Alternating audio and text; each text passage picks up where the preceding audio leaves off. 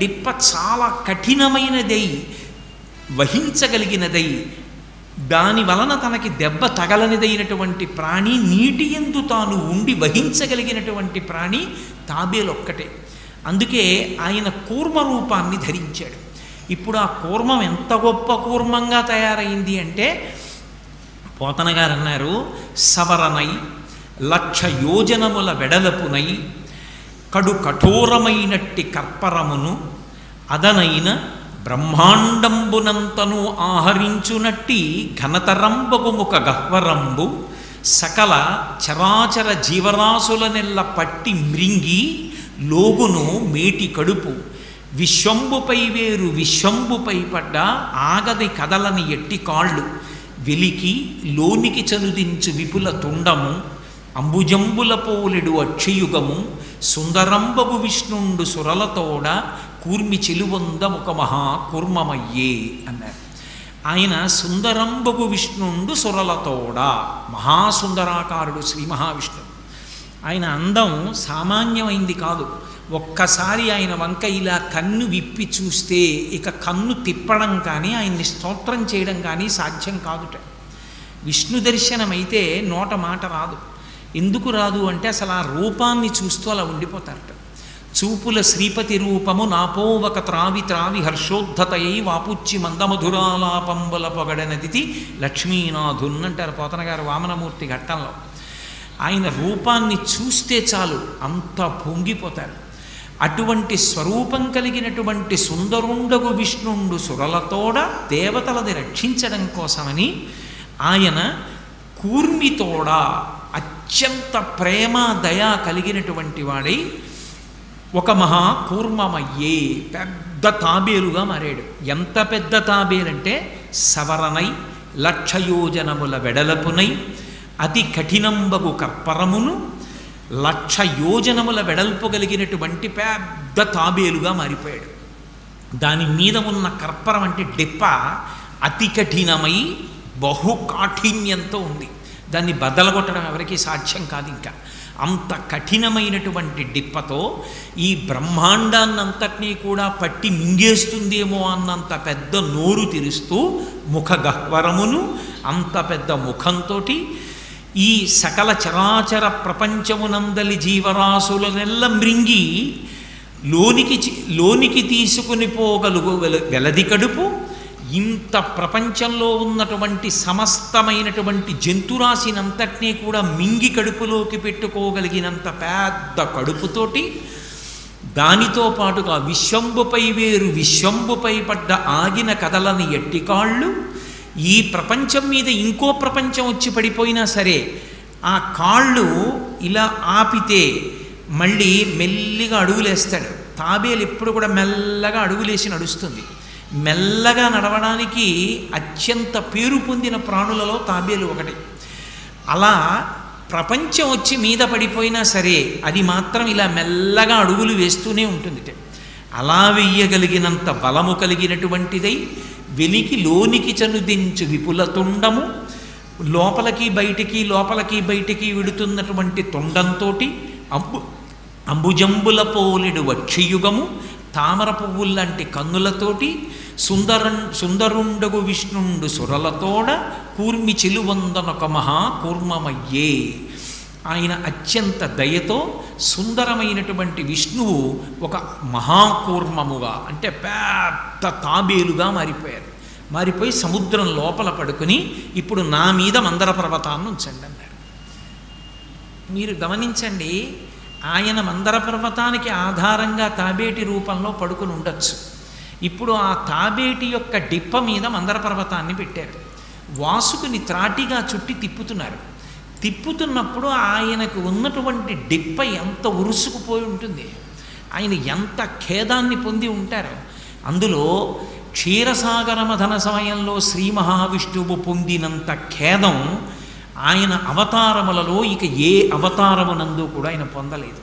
అంత కష్టాన్ని ఆయన మనసు అంత దిగులుని పొందేటటువంటి 2 విశేషాలు జరిగాయి కూర్మావతారంలో. అయినా కూడా ఆయన కదలలేదు. అది ఆయన దయకి ప్రతీక. ఏ 2 జరిగాయి అంటారేమో. ఒకటి ఆ మందర పర్వతాన్ని ఆయన యొక్క డిప్ప మీద పెట్టి తిప్పుతున్నప్పుడు ఆయన తోక ఆయన యొక్క ముఖం కదుపుతుంటే అదేం చిన్న తాబేలు కాదు కనుక ఆ సముద్రంలో ఉండేటటువంటి ఎన్నో ప్రాణులు చనిపోయాయి.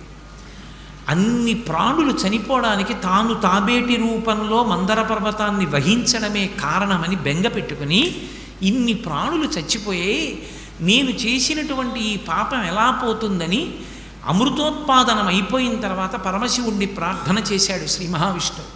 చేస్తే పరమశివుడు ప్రత్యక్షమై బెంగ పెట్టుకోకు, కాంచీపురంలో నేను పరమశివస్వరూపంగా వెలిసి ఉన్నాను, అక్కడికి వచ్చి నువ్వు నన్ను ఆరాధన చెయ్యి, నన్ను పూజ చేస్తే నువ్వు మందర పర్వతంగా పడుకున్నటువంటి కారణం చేత అక్కడ తాబేటిగా పడుకున్నప్పుడు మందర పర్వతాన్ని తిప్పడం వల్ల కలిగినటువంటి ప్రాణి సమూహానికి కలిగిన ఇబ్బంది వలన నీకు కలిగినటువంటి పాపం నుంచి ఉపశమనం కలుగుతుంది అంటే కచ్చపేశ్వర దేవాలయం అని ఇప్పటికీ కాంచీపురంలో ఉంది.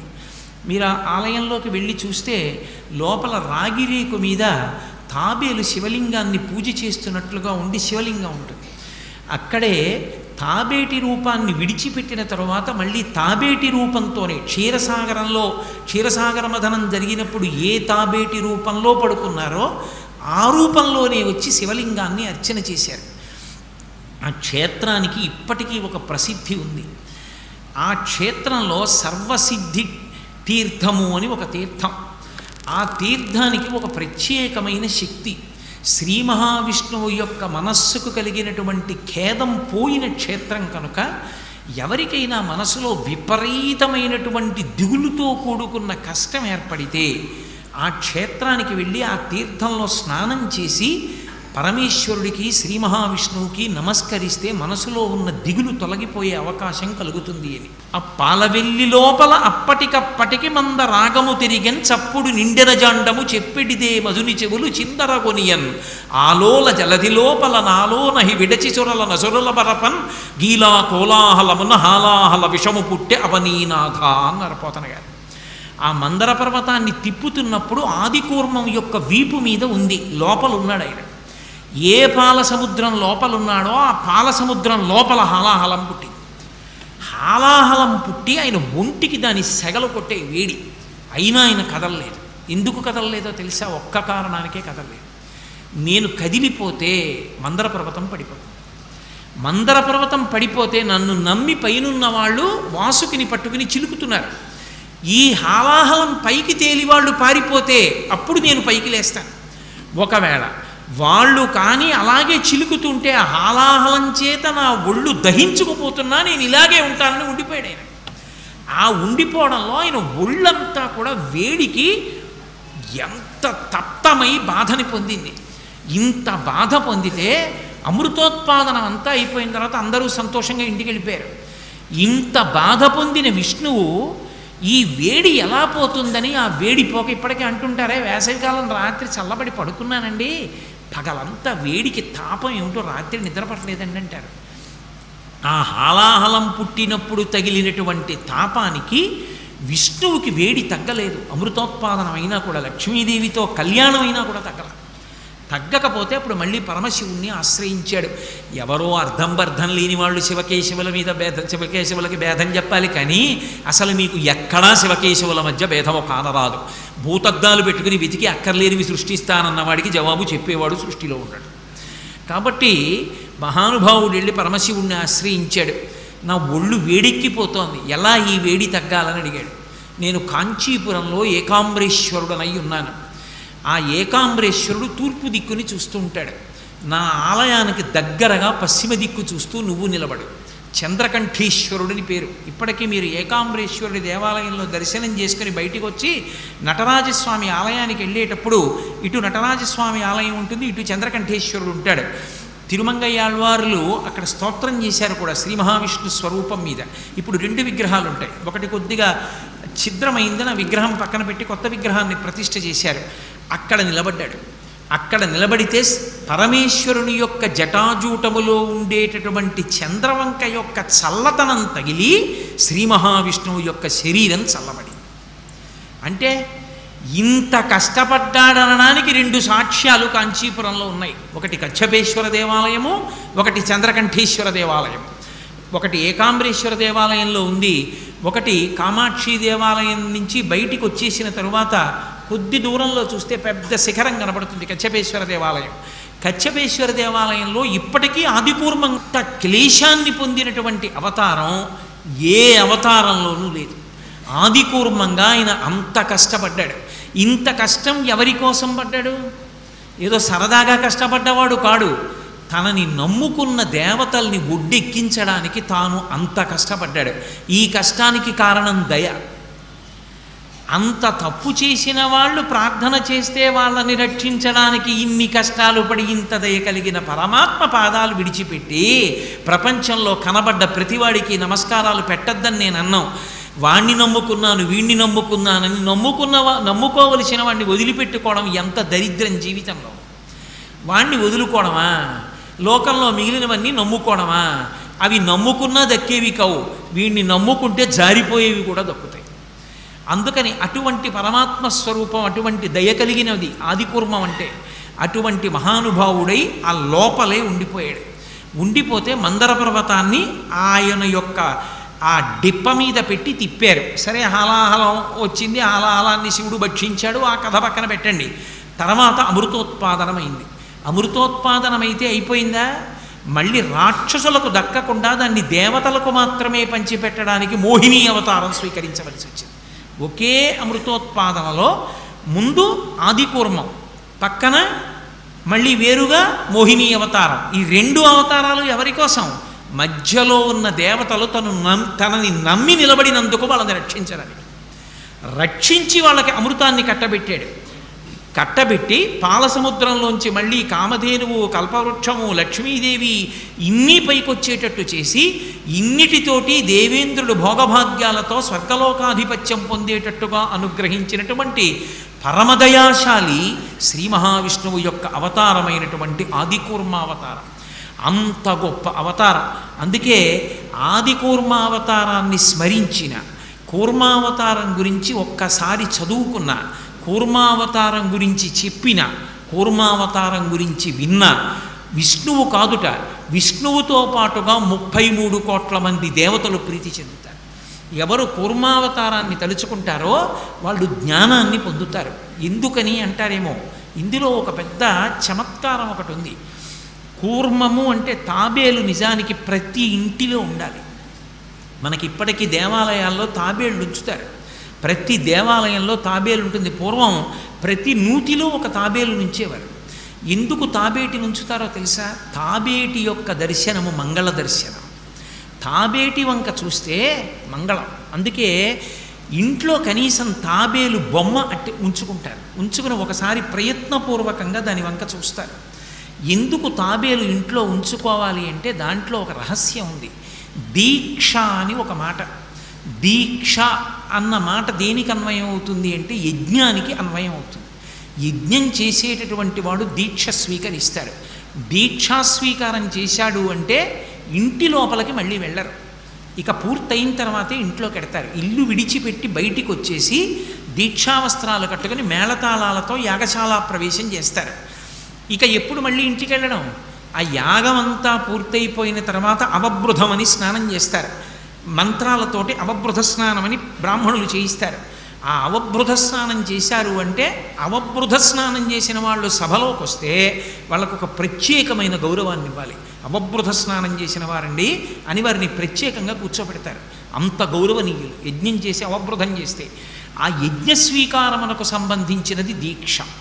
రెండవది దీక్ష అన్న మాట ఎవరికి అన్వయం అవుతుందంటే, ఒక శిష్యుణ్ణి ఉద్ధరించడానికి గురువుగారి యొక్క అనుగ్రహ ప్రసరణ విధానమునకు దీక్ష అని పేరు.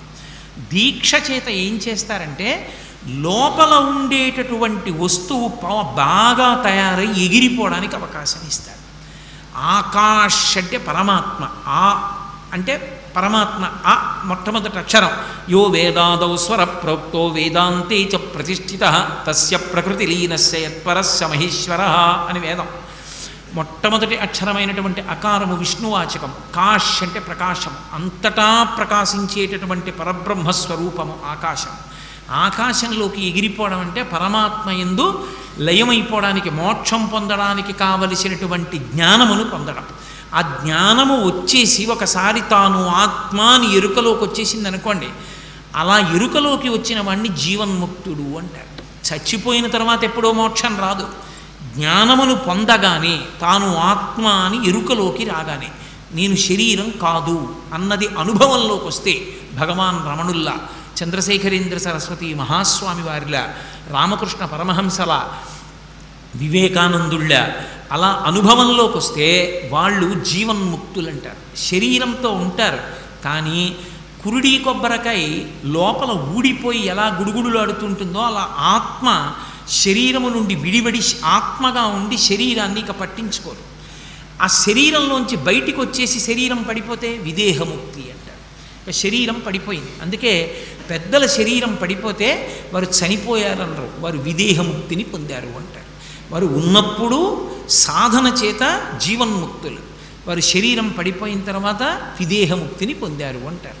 కాబట్టి ఎవరి విషయంలో ఏ మాట మాట్లాడాలన్నది తెలిసి ఉండి మాట్లాడాలి. కాబట్టి ఆకాశంలోకి ఎగిరిపోయేటట్టుగా, రెక్కలొచ్చి ఎగిరిపోయేటట్టుగా పక్షిని, పిల్లని, గుడ్డుని పక్షి ఎలా పొదుగుతుందో గురువు శిష్యుణ్ణి అలా పొదుగుతాడు. అంటే గుడ్డుకి ఏముంటుంది? పైన పెంకు ఉంటుంది, లోపల పిండం ఉంటుంది. లోపల పిండంతో పక్షికి సంబంధం తిన్నగా ఏముండదు, కానీ దాని సంబంధం పిండంతో. రామకృష్ణ పరమహంస అంటారు, గూట్లో పుల్ల ముక్కలతో గూడు కట్టి గూడు మధ్యలో కొద్దిగా గడ్డి వేస్తుంది. ఎక్కడి నుంచి తెస్తుందో మెత్తటి గడ్డి వేసి అందులో గుడ్డు పెడుతుంది. జాగ్రత్తగా దగ్గరకి జరిగి రెండు కాళ్ళు ఇలా ఇలా ఇలా ఇలా ఎడం చేసి తన పొట్ట తీసుకెళ్ళి ఆ గుడ్డు పెంకుకి తగిలిస్తుంది.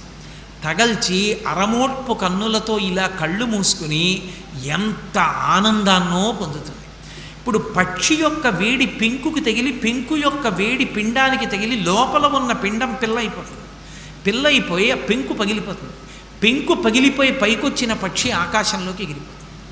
దీక్ష అన్నమాట గురువు కూడా శిష్యుడికి అలాగే అన్వయం చేస్తాడు. పెంకు అజ్ఞానం, ఆ పెంకు అన్న అజ్ఞానం లోపల ఉండిపోతాడు. ఉండిపోయిన వాడిని పొదుగుతాడు, అంటే రెక్కలిస్తాడు. ఇలా ఇలా నువ్వు బతకాలి, ఇలా ఇలా అనుష్ఠానం చెయ్యాలి, ఈశ్వరుడు సత్యం, ఈశ్వరుడి వైపుకి అడుగులు వెయ్యాలి, ఈ దేహం అశాశ్వతం, జాగ్రత్తగా ఉండు, ఇలా తెలుసుకో అని పునఃపునశ్చోత్తమ సంత్వవాది మంచి మాటలతో తన శిష్యుణ్ణి భగవత్పథంలో నడిపిస్తాడు. అలా నడిపించగా శిష్యుడు ఆ పెంకు పగల కొట్టుకుని ఎగిరిపోతాడు, ఈశ్వరుని యందు ఐక్యమవుతాడు. అలా ఎగిరిపోవడానికి కావలసినటువంటి స్థితిని గురువు కల్పిస్తాడు. ఈ గురువు కల్పించేటటువంటి దీక్షని 3 రకాలుగా చెప్తారు. ఒకటి నయన దీక్ష, ఒకటి స్పర్శ దీక్ష, ఇంకొకటి స్మరణ దీక్ష అంటారు. నయన దీక్షకి మీనాక్షి అమ్మవారు ప్రతీక, అలాగే స్పర్శ దీక్షకి కంచి కామాక్షి అమ్మవారు ప్రతీక, స్మరణ దీక్షకి కాశీ విశాలాక్షి ప్రతీక. అందుకే అక్షి శబ్దంతో ఉంటుంది. అందుకే ఆవిడ గురుమండల రూపిణి. గురుమండల రూపిణి అంటే ఇలా దీక్ష ఇచ్చేది అమ్మవారే అని మీరు అనుకోకూడదు, భగవత్ తత్వానికి అన్వయం అవుతుంది. నేను మీతో విష్ణువు రక్షకుడు అని ఒక మాట అన్నాను. విష్ణువు కేవలము రక్షకత్వమే కాదు, ఆయన గురుస్వరూపం. ఆయన ఒకసారి హంసావతారంగా వచ్చారు, ఒకసారి దత్తాత్రేయ అవతారంగా వచ్చారు, ఒకసారి హయగ్రీవావతారంగా వచ్చారు, ఒకసారి వ్యాసాచార్యుల వారిగా వచ్చారు, ఒకసారి కృష్ణ భగవానుడుగా వచ్చి జగదాచార్యుడై భగవద్గీత చెప్పాడు. ఆయన ఎన్నోసార్లు ఆచార్య స్వరూపాన్ని పొంది జగద్గురువై నిలబడ్డాడు. కృష్ణుడు జగద్గురువు, అందుకే కృష్ణం వందే జగద్గురుం అంటాం. ఆ గురుతత్వం అన్వయమవుతుంది. ఇందులో స్పర్శ దీక్షని కుక్కుట దీక్ష అంటారు. కుక్కుట దీక్ష అంటే స్పర్శ పొందుతుంది. ఉదాహరణకి కుక్కుటం అంటే కోడి పెట్టని తరివి ఆ పెట్ట మీదకెక్కి పుంజు కూర్చుంటుంది ఒక్క క్షణం. ఆ స్పర్శ సుఖాన్ని పొంది దిగిపోతుంది. కామాక్షి అమ్మవారు అనుగ్రహించేటప్పుడు స్పర్శనిస్తుంది. ఆమె తగులుతుంది, తగిలి అనుగ్రహిస్తుంది. ఆమె తగలడం ఎంతోమంది కాంచీపురంలో అనుభవించారు, ఎందరినో అనుగ్రహించింది. ఆవిడ ఒకానొకప్పుడు తుండీరరాజు విందు చేస్తే వర్షాలు కురిపించాలనుకుంటే ఆమె అందరితో పాటుగా వచ్చి విందులో ఒక ముత్తైదుగా కూర్చుని అన్నం తింటోంది. తుండీర మహారాజు కూడా కనిపెట్టలేదు కామాక్షి అన్నం తింటోందని. అమ్మవారే అన్నం తింటుంటే విఘ్నేశ్వరుడు కనిపెట్టాడు, నా తల్లి వచ్చింది అన్నం తింటోందని. ఆయన పిల్లవాడై గబగబా పాక్కుంటూ వచ్చి అమ్మ విస్తట్లోకి వచ్చి అన్నం తిన్నాడు. ఆ ముద్ద తింటుంటే అయ్యో ఎవరో పిల్లాడు వచ్చేసాడని అందరూ పట్టుకోబోయారు. అమ్మవారు అకస్మాత్తుగా పిల్లాడిని చంకలో పెట్టుకుని అంతర్ధానమై స్వర్ణ ఉసిరికలు కురిపించింది తుండీర మండలం అంతా. ఆ రోజు అనావృష్టితో ఉంటే మూకశంకరులు మూకపంచశతిలో స్తోత్రం చేస్తారు. అమ్మవారు కామాక్షి స్వరూపానికి ఓ లక్షణం ఉంటుంది. అనుగ్రహించాలనుకున్నప్పుడు తన పాదం ఎత్తి శిష్యుడి భక్తుని యొక్క తల మీద ఉంచుతుంది. అందుకే శంకర భగవత్పాదులు సౌందర్యలహరి చేస్తున్నప్పుడు లలితాపరా భట్టారికా స్వరూపమే కామాక్షి స్వరూపం. అందుకే ఆయన సౌందర్యలహరిని పూర్తి చేస్తూ ఒక మాట అంటారు, శృతీనాం మూర్ధానో దదతి తవయౌ శేఖరతయా అంటారు. వేదముల యొక్క చివరి భాగమునందు విహరించేటటువంటి పాదములు కలిగిన ఓ తల్లి, నీ పాదములు నా తల మీద ఉంచు అంటారు.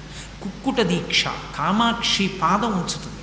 పాదం ఉంచితే అక్కడితో వాడికి పెంకు పగిలిపోతుంది. పెంకు పగిలిపోయిందంటే గుడ్డు విడిపోయి అజ్ఞానం అనే పొర విచ్చిపోయి జ్ఞానమును పొందుతాడు. కామాక్షి అనుగ్రహం కుక్కుట దీక్ష, మీనాక్షి అనుగ్రహం నయన దీక్ష. ఆమె అనుగ్రహిస్తుంది, ఎలా? చూపులతో అనుగ్రహిస్తుంది. జీవశాస్త్రంలో ఏం చెప్తారో నాకు తెలియదు, కానీ వేదాంత శాస్త్రంలో మాత్రం చేప గుడ్లు పెట్టినప్పుడు నది యొక్క అలల మీద పెట్టేస్తుంది. అలల మీద పెట్టేస్తే అలల మీద గుడ్లు అలా ఉంటాయి. ప్రవాహం వచ్చినప్పుడు చేప వెళ్ళిపోతూ ఉంటుంది, గుడ్లు ముందు వెళ్ళిపోతూ ఉంటాయి. అయ్యో గుడ్లు పెట్టానే తేలి వెళ్ళిపోతున్నాయి, ఈ గుడ్లు పిల్లలవ్వాలని కోరుకుని అలా ప్రేమతో చూస్తుంది చేప. చేప యొక్క చూపుల చేత పొదగబడి పిల్లలవుతాయి.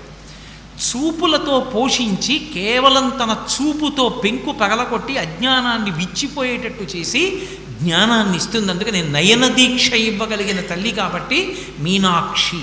చేప పిల్లల్ని ఎలా పోషిస్తుందో అలా పోషించి జ్ఞానం ఇస్తుంది గురుమండల రూపిణి. కాబట్టే ఆ తల్లి మీనాక్షి స్వరూపంగా ఉంటే తన చూపులతో కేవలం దృష్టిపాతం చేత తనని నమ్ముకున్నటువంటి భక్తులకు జ్ఞానాన్ని ఇచ్చేస్తుంది. అందుకని ఆవిడికి మీనాక్షి. అందుకే శంకరాచార్యుల వారు దృశాద్రఘీయస్యాదరదలిత నీలోత్పల రుచ దవీయాంసం దీనం స్నపయ కృపయా మమపి శివే అనేనాయం ధన్యో భవతి నచతే హనిరియత అని మనేవా హర్మ్యేవా సమకర నిపాతో హిమకరః.